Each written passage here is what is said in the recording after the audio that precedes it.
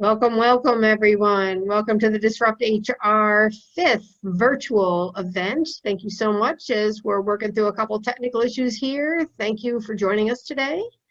I'm here with Leanne Reed, who will be our facilitator, and thank you so much for joining us. We're going to give people a minute or two to log in, and what you could do is use the chat area, and if you want to say hi, who you are, and I guess if you want to share your company or your position, it's clearly up to you how you might want to interact. But for this session, we are going to activate the chat so that you can interact with each other. And we welcome you to do a little bit of that while we wait just a moment for a few more people to log in. I'm just playing a little bit here. And thank you, Barb, for getting us started here. We're very excited about being here. We have a tremendous topic and two very exciting speakers today, and we are very excited about getting to all the participants' questions too. Oh great, here we're starting to see some folks logging in. Great. Welcome, Danielle. Good to see you, Bob. Hello, Thila. Very nice. HR coaches, paychecks. Whoop whoop. Yay, paychecks. Oh, instructional designer, Eagle View. Hi, David. How are you? Nicole. Yes, another paycheck. Great. Tasha Chan, HR coordinator, Bergman. Excellent. Kelly. Welcome, Kelly. People Analytics. I love the name of that. Love that. Chandra, hello. Olga, Betsy. Welcome. Yep, there you go. Yeah, and while everyone's starting to log in and tell us who's here, thank you for doing that, by the way. We love knowing who is here. Oh, I'm going to put myself on mute for just a second because Mark is calling. I know we've got a few technical challenges, so hang on. One sec. Welcome, Jennifer. Good to see you, Miss Cynthia.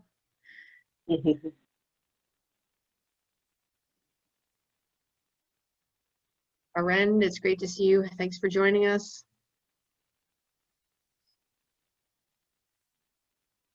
So we're going to get started in just a second. We've got one little technical glitch with one of our speakers we're trying to unwind right now. So give us a quick second to do that and feel free to converse with each other. We are going to have our chat box open for the group to interact, and we will partially monitor that.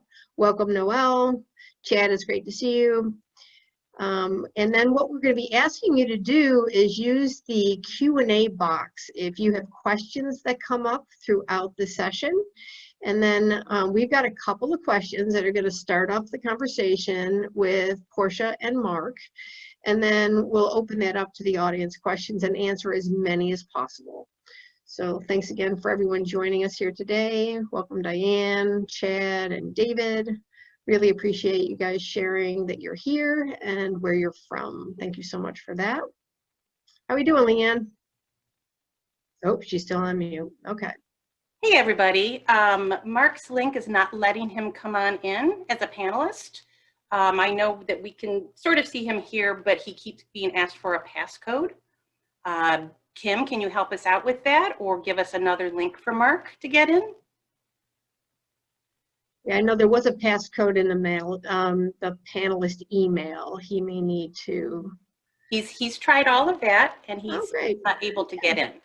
So we need to go to plan B. So Kim, I just need 1 minute. I'm going to stop sharing my screen, guys. 1 second. I just need 2 minutes. So hold on. So Kim is. Well, we all have to love technology today, folks. Thank you so much for your patience. You know, it never fails. There's that Murphy's Law, and we're just going to do the best we can. So thanks so much for your patience, and we'll get started in just a moment. So, Kim, I just need to know, are you going to send something via email to Mark? I can. 1 second.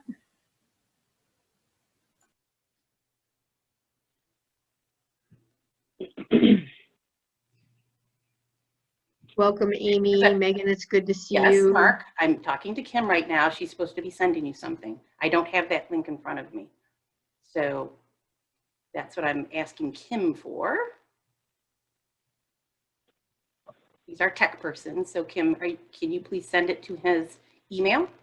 I just did again. I'm gonna have to kick him out of it right now. So he's gonna have Okay, to. we have to log you out, Mark, because you actually are logged in. Yeah. And And then then use the new link. No, and hold Kim, on a minute. Hold Kim is on. sending you a new link, okay?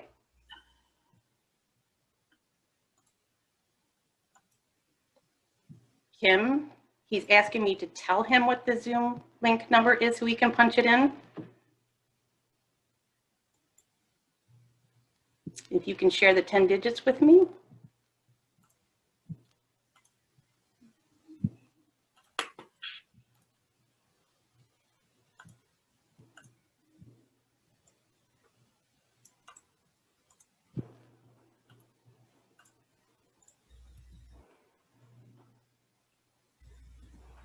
Welcome, Dr. Williams. Great to have you join us here today.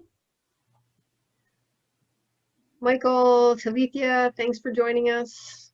Working on one little technical Okay, glitch just and we're gonna get quickly, started right away. Mark. Mhm.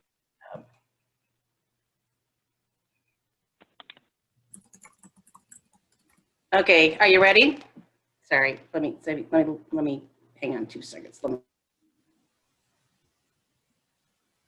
So Kim, do you want to, can you start the slides or you need to be doing what you're doing to get Mark in? I messaged Leanne the information, so I will restart the PowerPoint. Okay, because we can get started on the kickoff and then we'll get Mark moving as quickly as we can, but it's going to take us 5 minutes to get through that. Let's get started.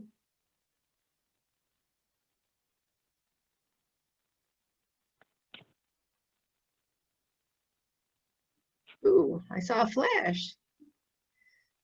There we go, Mark. We just need you to unmute. All right, perfect. Well, welcome everyone. Thank you so much for joining us here today. Really appreciate your patience with our little technical glitch. We've got Mark in a remote area and hopefully that is all going to settle out. I want to remind folks that we're going to have our chat box active for you to log in, let yourself be known as part of the gang here today with our webinar technology, and that you can interact with each other through the chat box, and then we will use the Q&A area for you to list any questions, and our intent will be to get it to as many of those as we can. Kim, can you advance a couple slides for me? Great, so here's the Disrupt team. This is the group that's been working on Disrupt for 2020. It's been a very exciting year. We got Melanie Delapetra, Will Wallace, yours truly, Barb Glassman, Kasha Chan, Christina O'Rourke, Assad Machen, and Leanne Reed, who is going to be our facilitator today. Sorry, I'm stammering here. I can't believe you stumbled over me. I know, Diane here. It's all good. It's all good. So let me tell you really quickly about DisruptHR. You know, our purpose is really to foster a greater purpose for linking people, work, and our community. And our vision is really to bring enlightened ideas and make them the new norm. So we appreciate everyone helping us with that. And our mission is to change the conventional thinking and inspire some positive change. So we're really all about positive disruption. We want to do a special thanks out to our technology partner, Tech Rochester. And Kim, I'm going to ask you to reveal yourself behind the Disrupt logo. So Kim is the woman who does all the magic behind the scenes with our technology. So Kim, thank you so much. She has been unbelievable over our series, and thank you again for being with us here today. We have got a set of sponsors that we want to make sure that we recognize. We want to thank our elite sponsor, Reward Gateway, and then we've got some community partners, United Way and RTS, who've been with us for the year. And then we've got some supporting sponsors with Brown & Brown. Thank you so much for re-upping with us this year, and ADP as well. We've got Wegmans, who've been with us for a couple of years, and then we will thank Mark and his company, Life Guides, for joining us as a sponsor this year. We have some promotional sponsors that make this all possible to make sure that you hear about these events. We've got the Greater Rochester Chamber. Thank you very much. Of course, Tech Rochester, the Association for Talent Development, and Elevate Rochester, for those of you who would know them as RABEF. And we are a proud supporter of the Interrupt Racism local Urban League initiative here. And I'd like to take a moment to introduce our speakers. First, Portia James, thank you so much for being with us here today. Portia is the Director of Leadership and Organizational Development at Paychex, a leading provider of HR, payroll benefits, and insurance solutions for small and mid-sized businesses. In her role, she's been in HR for 28 years. She's responsible for creating an inclusive culture and developing programs that maximize the potential of more than 15,000 employees across the company, and they span across the globe. Such strategic initiatives include inclusion and diversity, leadership and development, both of which offer employees and managers the tools they need to succeed today, and they are keys to leading Paychex into the future. Thank you so much for being with us here today, Portia. And our second speaker, oh, I'm so sorry. Thank you. I'd like to introduce Mark Donohue, who is one of the founders of Life Guides, a public benefit corporation that pairs people who are going through a specific life challenge with trained and quality controlled guides who have successfully gone through a similar life challenge. He specializes in disrupting business as usual for over 30 years, and since 1990, he has been a pioneer in building business as a force, conscious capitalism, impact investing, clean technology, and focusing on the triple bottom line. His passion is to bring regenerative healing and sustainable models to greater scale in our world. Thank you so much for joining us here today, Mark.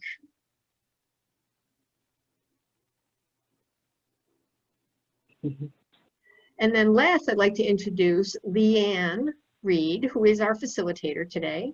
She is a certified leadership and career management coach. She's certified in she's a certified behavioral analyst and a licensed clinical social worker.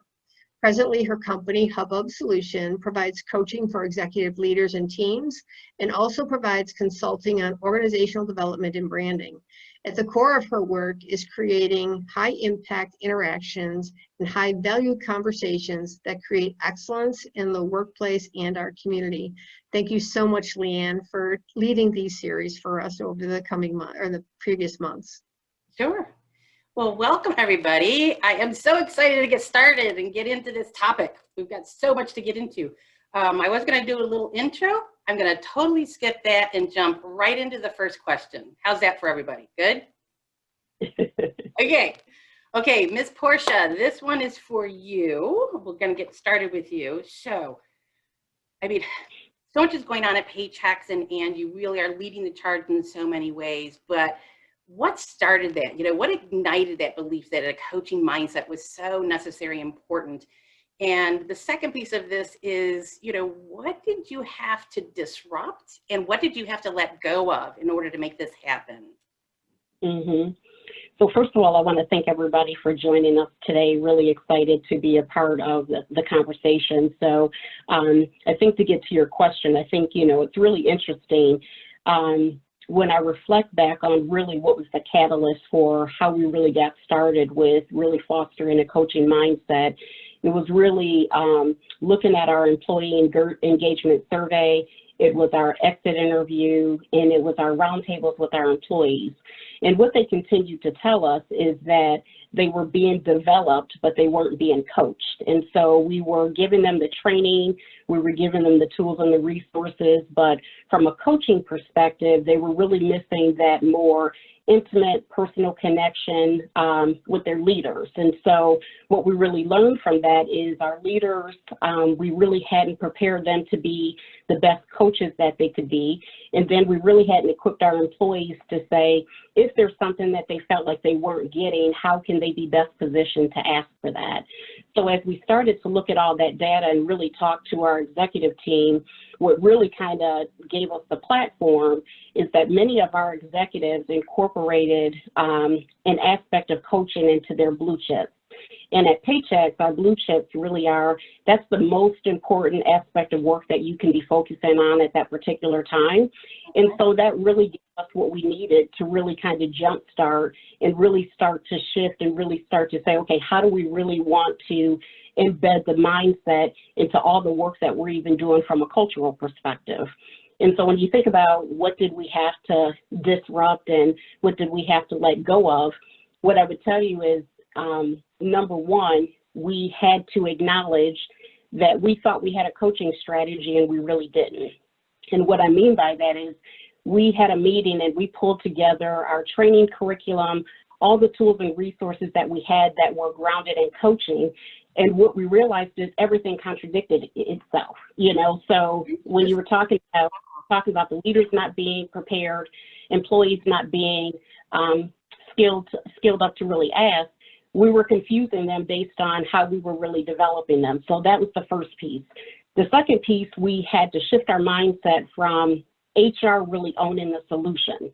And so we really had to rethink and say, okay, instead of us pushing it out to the organization, how do we get more of our leaders engaged to helping us figure out what the solution is? So as we were pulling together our resources to really continue to drive the behavior, it was really relevant and connected to what our leaders and our employees told us, which was most important.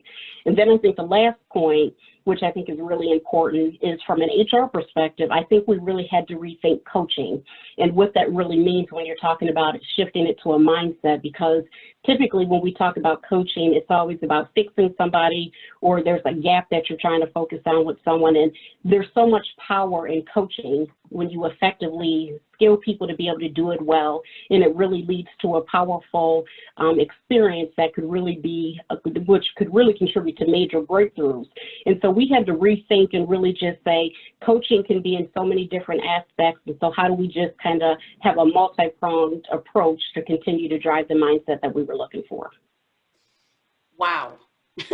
That's a great deal of thought. I'm very impressed with all the layers that you had to look at, but that you listened to that point of we're not engaging our people the way that we want to. We're not keeping them sustained and engaged. And our leaders weren't engaged in the way that we wanted them to be also.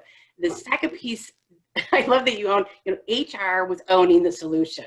Right? As HR professionals, we want to make things right. And sometimes we take that on and think we are responsible for developing a solution, et cetera, et cetera. Whereas the coaching mindset says, let's ask, let's stay curious. Let's let everyone join in on this conversation and have a say in where we go from here. So those are pretty exciting pieces in that, that last piece of not fixing. Right? Coaching is not the Hail Mary, right? Oh, I can't believe I just used a sports reference. Wow, that is that is so not me. Yeah. But anyway, that Hail Mary of, we've got somebody that we love, but they aren't performing. And so, here, come in and do something and fix them. That is not the coaching mindset. The coaching mindset is they're already great, right? How do we make them even better? How do we give them the right platform? How do we, introduce them to the right areas? So anyway, thank you so much, Portia. There's a lot to think about in what you just offered us. So thank you for that. I'm going to switch and ask Mr. Mark a question. Although I've got lots of questions for you, Mark, but I'm just going to give you one at a time, okay? So this one, you've been a champion of the power of human connection pretty much through your entire career, right? But how do you talk to CEOs, CFOs, leaders, and help them understand that the power of human connection is critical? It is essential to their success, to their bottom line, and that it's really a true investment in their business as well as in their people. How do you do that? Well, part of it is what the perspective is of the leadership. We can talk briefly here about what a coaching mindset is, which I'll make a few comments on. Yet, it's very much joined at the hip about an organization's perspective on well-being. We talk about human connection, for example, as part of the theme here. The organizations have 5 different categories they tend to fit into regarding well-being. The first stage is well-being is looked at as a problem. That's more of a legal, health, safety type compliance rationale. The next level of well-being is that's a benefit. And promotion of benefits, so to speak. Mhm. The third stage of well-being is well-being as an initiative, which usually starts with senior HR leadership and is oftentimes tied into some other strategy like business as a force for good.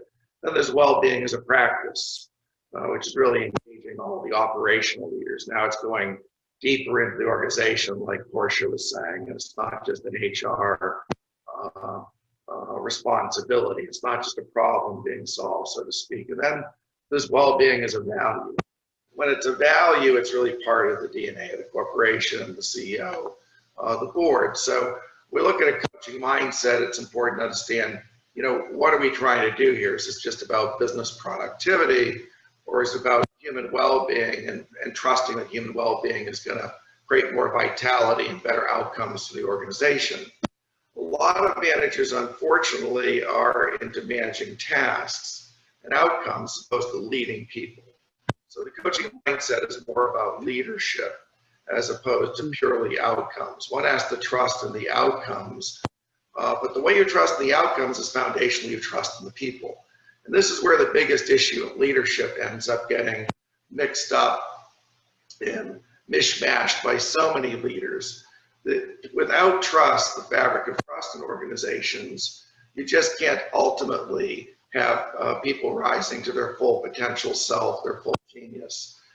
We have to go from looking at what's wrong or what outcomes we want to realizing everybody has unique genius in their eyes, in fact, even God in their eyes.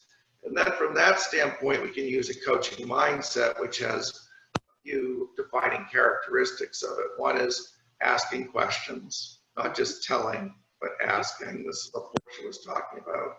Another one is authentic care. You know, coaching mindset that we refer to and human connection here is not just about trust, it's about care. It's your humans together. And in that respect, I look at corporations and nonprofits as communities. They're communities of human beings. They're not enterprises of wealth-making machines. They just happen to be communities of human beings gathered around a certain organizational set of values and outcomes that they want. And in looking at those human beings, and of course you want to inspire them to their greatest genius, because that passes right through, that care, that love passes right through to your customers. And that's how you create brand. That's how you create unique value. That's how you create trust in your enterprise. And then it's not just active listening that's fundamental to the coaching mindset. It's more because, again, that passes through. So now you can absorb and listen right out to your employees, because the connection is so much more vibrant for a coaching mindset of listening to your employees, asking, inquiry, curiosity, going deeper. And then really to finish on this piece, shared purpose. Foundationally, that's what I teach and live most, and that's what I find most effective. If you can, again, ground the coaching mindset in the principles we just put out there, but ultimately align your community, your organization, which is just a community, align it in purpose. In purpose, that's how we actually live even beyond what seems to be our full potential. We live in true genius and true love, and we really can live in the true care that we all want to be, both at work and out of work. I love how you framed that a business is a community. It doesn't matter what its product is or what its target is, it's still a community of people. And there is so much power in just recognizing that piece and working through your people, with your people, you know, recognizing that the true creativity and innovation really comes from that listening space and trying and experimenting and giving them room to experiment, and honestly saying it's okay to fail a little bit as we struggle and grow and do all of that, because we're embracing you, the whole human being. It's like, that didn't work, let's do it differently. So thank you very much, Mark. And thank you for outlining some of the pieces of a coaching mindset. There's so many pieces to that, but you grabbed really some very, very critical ones. Those value pieces, the listening piece, the community piece, that belief in others. Is a true, honest belief that everyone is bringing something great to the table. I may not know what it is yet, but I know somebody's got dessert, right? I know that. So, Portia, we're going to pop back to you for a second. We talked a bit about how people can work really hard, but they tend to end up feeling like they're individual contributors. They're kind of in this little bit of a silo where they're working really hard on their set of tasks. So how do you take that, individual contributor and move teams into this interdependent space of co-creating success? Mm-hmm. And I love,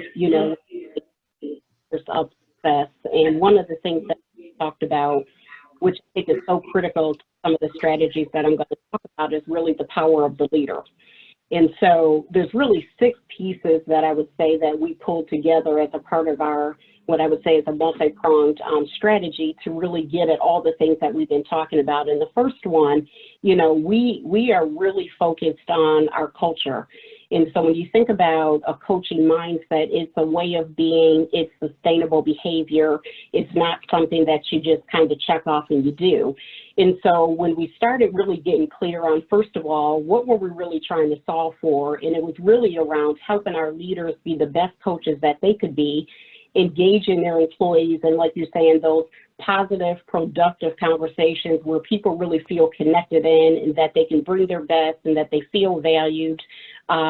That was really just a critical component for us. And then we wanted to make sure we skilled up our employees to be able to say, if you don't feel like you're getting what you need, how do you kind of own that conversation as well to just ensure that it ends up being a win-win for the leader and the employee? So when we go back to the coaching perspective, we really connected it to our values, and there's 2 values that really stood out to us that we got anchored in.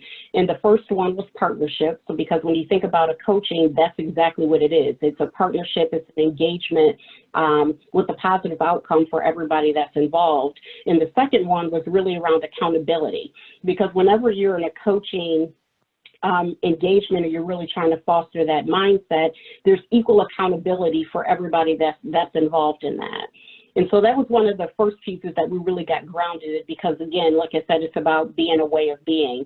The second aspect is we introduced a coaching model that really was fostered and grounded in two-way communication, joint accountability. It was simple. It was intuitive, so we didn't have to do a job aid for people to really understand what we were trying to do.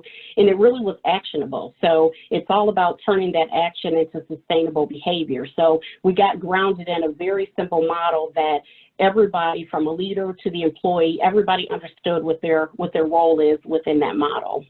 And then third, we really got focused, as I talked about earlier, with meeting the leaders where they were. And so many times from an HR perspective, we always our go-to is our learning management system, right? And so we kind of disrupted that and changed our mindset to say, let's meet the leaders, let's meet our employees in the platforms where they actually are every day.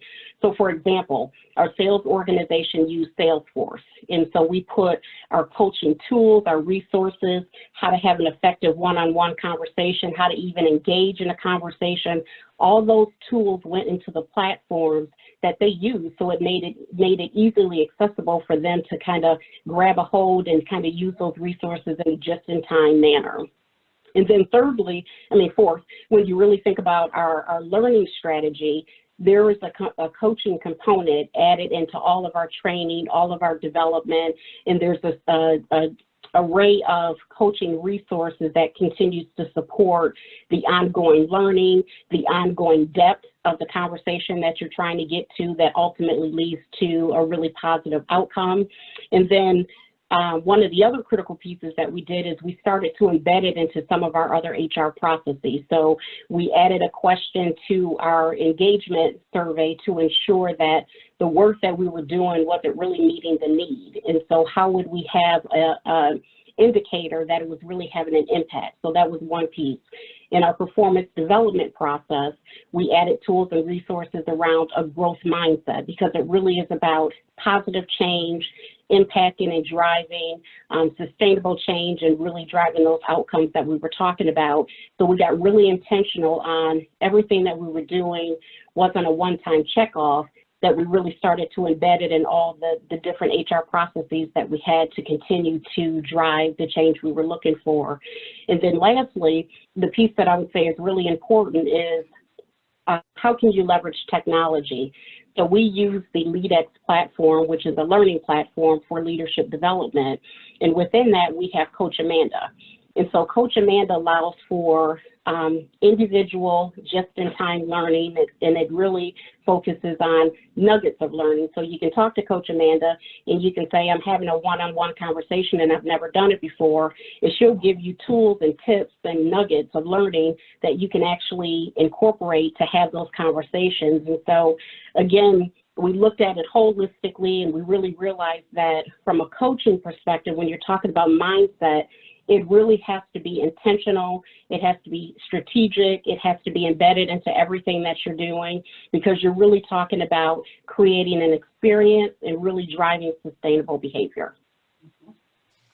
Thank you so much. Oh, I don't know where to begin on that one. There's so much that you shared. I'm just going to pull out just a couple of pieces in that. Especially this last piece is really talking about integration of the coaching idea, of the coaching mindset at all levels. So it's sometimes you think a coach is just this, high-priced professional that comes in and only works with the top leadership. And a real coaching mindset literally touches everyone from the front door to the back door, every level, and it goes sideways and up and down. And a true coaching mindset within an organization allows everyone to engage in feedback and real feedback, right? So that, and the fact that you also looked at your technology and how to have that support the human connection. It's not instead of, but it's pushing some of the ideas and the just-in-time learning forward in a way that's available for all of your folks across the board. Pretty exciting. The other piece was the partnership and the accountability, because the partnership says, as a leader or as a team leader or whatever position you have, I don't have to have all of the answers. I'm not even supposed to have all the answers. So the innovation comes from my team. The innovation comes from me asking and being curious and staying with them while they're working through this. And the second part, the accountability, comes from independence, not dependence, right? So dependence comes from us telling you what to do and how to do it, which shuts down your spirit, right? Now, there's some things, trust me, I need a lot of direction in a lot of ways on some things, and I treasure that. However, what we're talking about is really, your business acumen, pushing the envelope so that your business is so much more successful and your individuals within the business are successful. So thank you for all that you just shared. Those are some really good pieces, and I'm sure we could spend all of our time there, but I'm going to, in the interest of the model and moving forward, I'm going to pop back to Mark now for a second. Mark, you've talked a lot about, we're in the midst of this huge space of pandemic and revolutions around equity and racism and gender, and there's mental health issues. And I mean, there's all of this stuff, and we are all experiencing it on multiple levels in a very different ways. But in our conversations previously, you really sparked on, this is also an opportunity to find vitality, that disruption can actually be a space where we are vital. So I'm curious about examples that you have of organizations that have used the human connection to create vitality during times of crisis.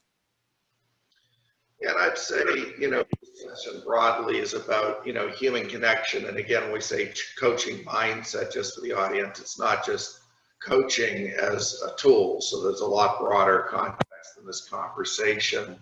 I would say that, clearly, ultimately, the management has to value the human connection. And if it doesn't start at the top, then you've got a basic breakdown. The core teaching ultimately that I, having taught entrepreneurship at Babson College and having done a lot of other trainings over the years besides having founded Life Guides, that I always teach is do unto others as you have done unto yourself. It's the golden rule. And, when you're sitting there with a CEO, I mean, how's that CEO or leader want to be related to? And they need human connection themselves. None of us are on an island. And that not only informs human connection, it informs choices we make in business values. Values is foundational to culture. Portia's remarks there foundationally, to me, were about culture, which she spoke to. And that's really the fertile field that Paychecks is doing all their initiative from. And so, and then how do we create a human-centric culture as opposed to a cash flow-centric culture? And, in this day and era, it's interesting, we're in the black swan event of work-life stress based on a whole range of life challenges, but more. And, we oftentimes like to look at, where is stress really coming from? It can come from work, it can come the basic categories. There's work, there's financial stress, there's health stress, there's mental health stress, the societal or existential stress, and then there's just kind of the life challenges, the challenges of life, like my mother has dementia, or I just am single parenting now, and things like that can be stressful. My home burned down in a wildfire. So I do believe it's important for an organization to have a diversified approach to how they look at human connection and vitality, supporting people during crisis. Because there isn't just one form of crisis. Again, work stress, financial stress, health stress, mental health stress, existential, and this broader category of life challenges. So clearly having that purview, an organization can start to say, okay, how do we address this across those areas? Particularly when you look at things like mental health, utilization of people offering mental health benefits is up about 1,500% year to date. You look at the levels of social isolation, that's a big one alone there. You look at the basic issues of, financial stress. So many people having their jobs reduced in their income producing ability.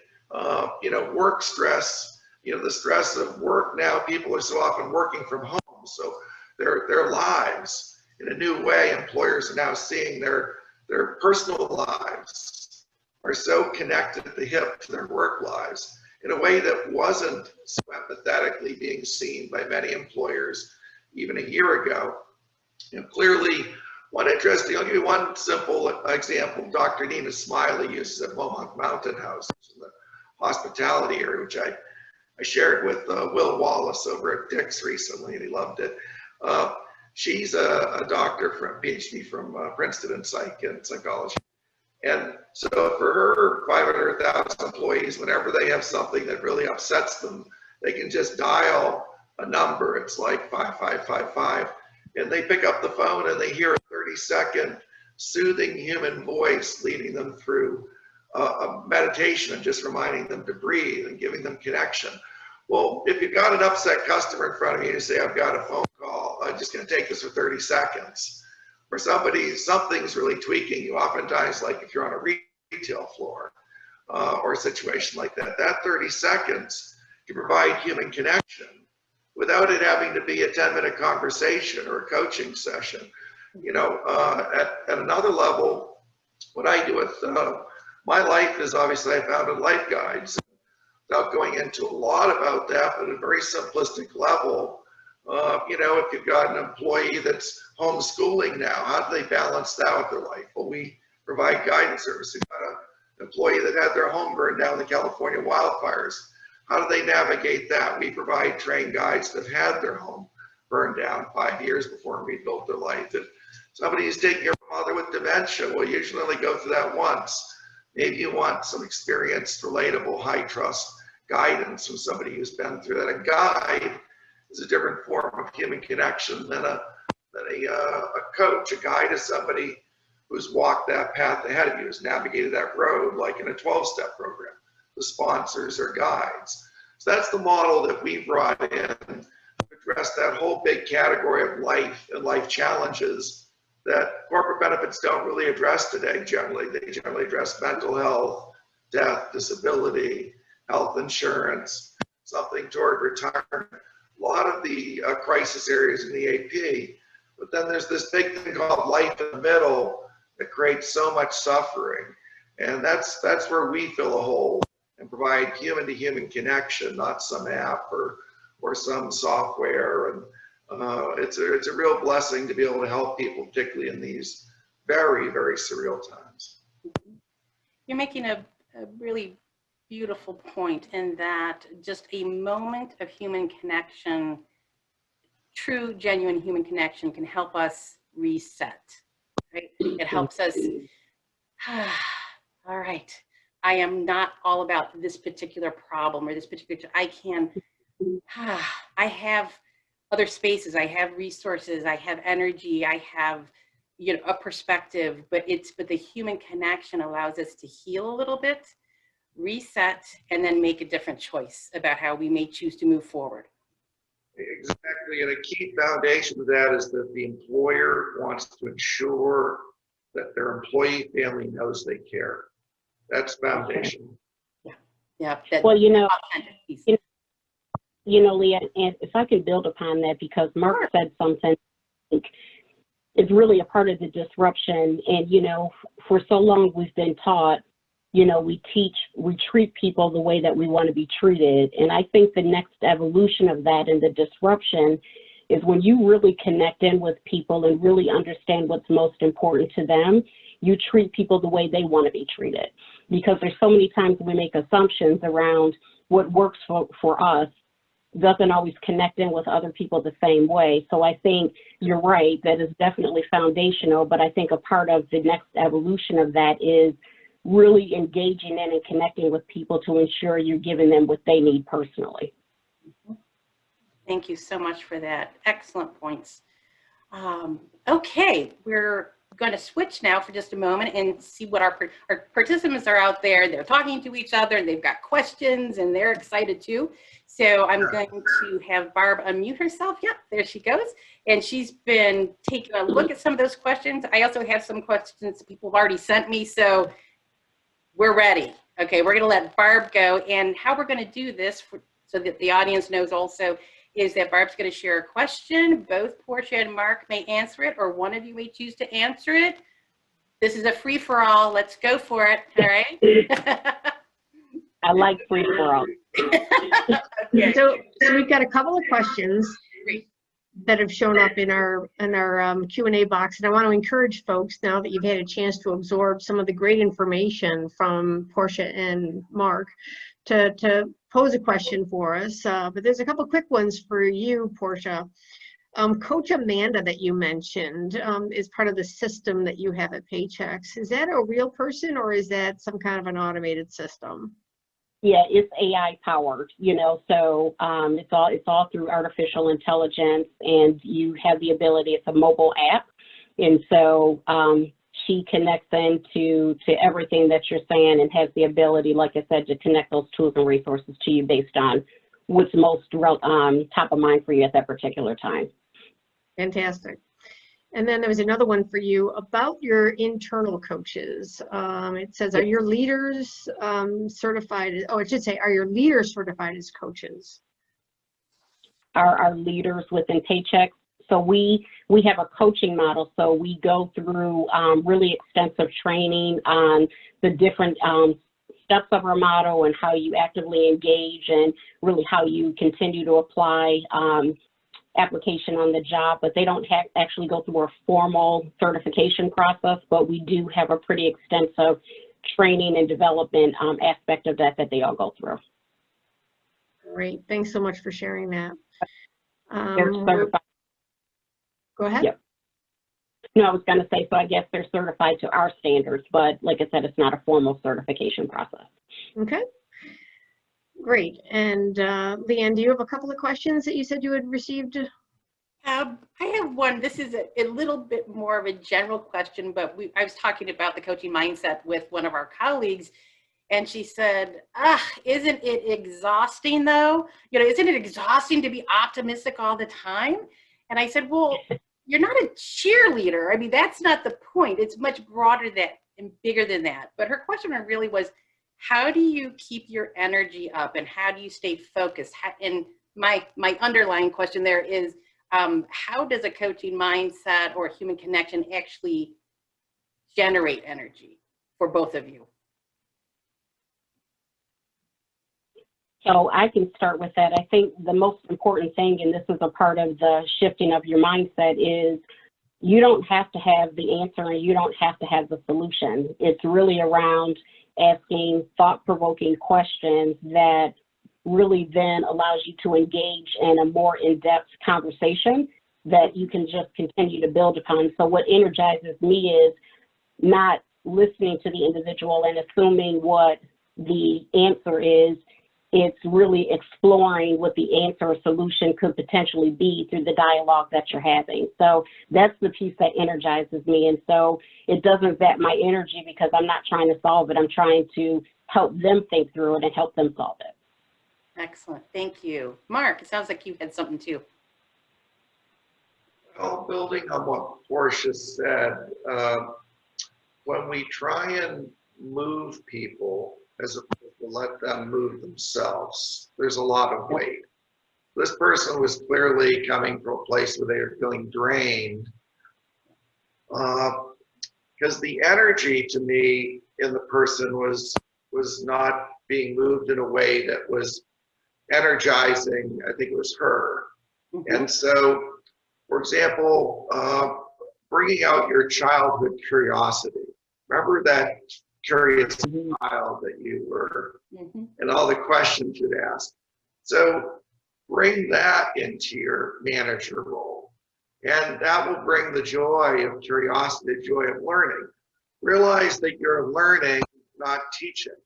You're trying to hear, you're trying to learn about this person, about how they see things, about what their process is, as opposed to being disappointed, so to speak, by an outcome not achieved. The disappointment becomes through an expectation, and that can actually start to be a lot of weight on a manager, the disappointment, as opposed to letting people be who they are, so letting go of responsibility, so to speak, giving that person their own full accountability. Yes. I don't have to be accountable for you. Let somebody be accountable for themselves, be their whole, complete, healthy self, and that you're really just a friend, curiously helping them explore how they can be their full self right now. That completely changes the design of the relationship with what I intuit this person is using as a management process. Yeah. I think there's a great deal of that anxiety that comes from, I have to have an answer, I have to provide the solution, I'm somehow in charge of this other person's actions, thoughts, feelings, and the answer is no. It's like, you know, and if all of us can think of a situation where we were asked 3 or 4 questions, I may not have been in a great place. By the 3rd question, I'm like, yeah, oh, you know, my brain is reacting differently because it wants to, right? That just the act of asking a question frees up not only the questioner's brain, but the other person's brain for creativity. It's an automatic open door. So, and for me, that's where a lot of the energy comes back. So that's right. It's really hard for a lot of managers to truly trust, and because of the pressure they feel. And oftentimes managers aren't trusted from people above them. It's just about accountability and a certain productivity level. You know, feel the courage as a manager to manage up too. You don't have to just manage where people manage, and take responsibility in your entire organization to manage your manager. Absolutely. And to give guidance. And your energetic shift in doing that in a pure-hearted way, not in a controlling way. Right. But in wanting to really shift the energy of the organization will actually have an impact throughout in a deeper way, perhaps, than you're even imagining possible. Absolutely. So Leanne, I'm going to jump in with something from the chat. There is a question here, and Portia, maybe we'll start with you. Are there activities that you do routinely with your coaches to keep coaching behavior sustainable? Well, I think it just goes back to all the different reinforcements. So when I think about the primary coaches, it's really, you know, our leadership development team, and we're always looking for ways to continue to develop ourselves. And we really facilitate, when I talked about that multi-pronged approach that we have around our learning strategy and the execution of our coaching model and so on and so forth, we use that as a platform to continue to, you know, not only just learn and develop ourselves, but really just continue to challenge all of our employees. And we're always looking for external opportunities to really challenge our thinking as well. And so one of the things that I always like to be mindful of is that we don't stay within our own four walls and continue to do the same tricks. So we're always looking for new and innovative ways to really just kind of disrupt our own thinking and then apply that throughout the organization as well. Yeah, and I'll add a little bit more on too. Our situation is a little bit different in that we provide these guides to enterprises to support their people, whereas Portia has for their coaching mindset within the organization. Obviously, there are internal, external partner differences there, which is a very interesting dynamic of how one brings a more humanistic approach to things. With our guides, though, what we do is we do require people to go through 14 initial trainings, then monthly trainings, monthly cohort sharings of their learnings. And also because we have a platform approach, we actually have quality control and ratings on every session. So that really helps to be able to get feedback real quickly. And I would just say that that's a tough thing, sometimes in internal coaching or guidance type models, to really get the type of feedback that the guide or coach or someone who's playing that role really needs to grow their skills. So it's much easier with a platform like we have, you know, to really get feedback every time and learn from that rapidly.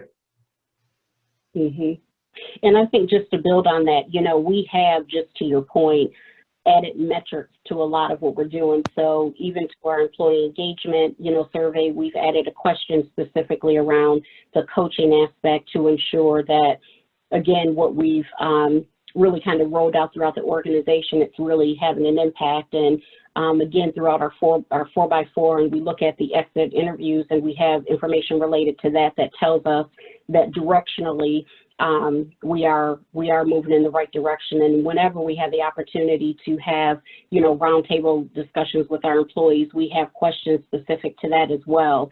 So again, if it's not a really solid metric, we're at least getting the confirmation that the things that we're doing are really making a difference within the experience, or there's still some work that we need to do. Barb, do we have time for one more from the chat? Well, that's what I was hoping, that we could squeeze one more in and let people know that, you know, we'll run a few minutes late because we started a few minutes late. If you can stay with us, let's try to grab a couple more questions. This one's directed to Portia. What accountability strategies for coaching have been most effective? And an add-on to that is, does anything happen when managers or leaders don't practice coaching behaviors given the heightened priority of coaching today? Yeah, well, one of the things that we wanted to be mindful of is to stay away from making the process punitive. And so we've been intentional with our strategy to ensure that how leaders learn, how they engage, that there's so many different tools and resources that can connect into their personal style, that they'll want to do it versus HR having to force them to do it. And so it goes also back to when we said, meet the leaders where they are. We can actually, so in the sales organization and different aspects of the business, we can actually go into their platforms to really see, are they using the tools? If there's certain things that we've asked them to do, we can actually go in and check to see if they've done that. And whenever we see that, you know, people really have engaged in it, we actually, you know, celebrate that and use that as a best practice. And we can also tell when people aren't, and that's when we bring in the leaders to continue to reinforce that, again, this is a blue chip. We said that this is a differentiator for us, for our people, and we want to make sure that it remains a priority. Yeah, I think it's also building on that, you know, important to realize that some managers really, for whatever reason, are not great coach managers or mentor managers, and that's just the reality. So it's important to provide them the right tools to either redirect or to support their teams in the way they need to. You know, not every manager is the same. You know, one thing that we see oftentimes in organizations is that managers end up becoming somebody's therapist or best friend or coach in a way that isn't also within the healthiest optimum use of time and resources in the organization. So we do have to look at balance in those ways. One of the beauties of life guides is that a supervisor that sees a struggle or a life challenge in an employee or employee family as a place to direct that very quickly without trying to, for example, become that person's, you know, psychologist or best friend over a matter, because there are very fine lines there to walk when you're managing people too. Mm-hmm. Okay, Barb, great, you have one thanks. more? I think we better move on. Yeah, we got an important announcement. We should get to that too. Okay, well, let me just do a really quick thank you to both Portia and Mark. So appreciate your perspectives, the time that you took to be with us here today, and you are wonderful resources within our community, and I just want to simply say thank you for that. Yeah. So we look forward to hearing more about the work that you continue to do. Yeah. Thank you. That's fun. Yeah, thank you. So I have put into the chat a little prematurely a list of resources, and someone has asked that we would email those out. So we will do that. We'll email out to everyone who registered the books. We've got 2 slides here, Kim, you can advance, for a bunch of resources around coaching and the coaching mindset. So we offer that up, as we always try to, for folks to take on more of what we can accomplish in the course of this hour. So we will in fact make sure that that goes out. And so we'd like to quickly grab an audience feedback poll that Kim is putting up for us now. If you would take a very quick moment and give us a little bit of feedback on the value of this topic for you and your organization, we would greatly appreciate giving us some feedback on that. Let that sit there for just a couple of seconds. So I'm a little annoyed that I'm not allowed to vote. I mean, I know. you know, it's valuable. You know what my vote is. Yeah, well, we kind of think you might slate that a little bit, right? Yeah, As I one of might the be a organizers. little biased. I don't know. That's what I'm That's too Result. much. Thank you, everybody, for taking a moment to give us some feedback. And then we've got a couple of important announcements. We have had to make the difficult decision to cancel our event for November 2nd. As you all know, it is really just not a safe environment for us to try to pull together what is really the excitement of our annual event. And so we are going to cancel rather than try to do anything more around this. We thought we might try to do a hybrid. And so what we will say is that we will pull ourselves together. We know that networking and the compelling topics that we bring are really important. We are going to pull and take the next several weeks for us to decide how we can move forward while we figure out when the world will let us pull together a bunch of people in public. And so anyone who has purchased tickets for this year's event was refunded. You'll see in your email today. We just did an across the board. So all of your fees and money has been refunded, and we will bring you information as soon as we have it as to where we're going for our live event. And then we are going to, in fact, take some time to, we're going to look to bring another virtual, oh, go ahead, Kim, go back to that one. We're going to ask you to try to stay connected with us with our social media. Everyone, I think, involved in our community, which is over 1,200 people now, know that we do it primarily through LinkedIn and have some activity out on Facebook as well. And feel free to email us at disruptrock@gmail.com. And then our next plan is for January. We think everyone needs to take some time, get through our election process. We do encourage you to make sure you're registered and go vote, but in January we will look for some compelling topics. If you've got something you're interested in, please email us or throw it into the chat for us today. We would love some help in really bringing something compelling to the group. at least in January, where we determine when. We typically would look to bring an event to you in April of this coming 2021. Let's see what the world turns for us. So thank you very much, everyone. It has been our honor to bring this to you and to have you join us today. Any last words, Leanne? Get out there and be disruptive. Go for it. Yeah. Yeah. Thank you again, Portia and Mark. We really appreciate all of your expertise and time with us here today.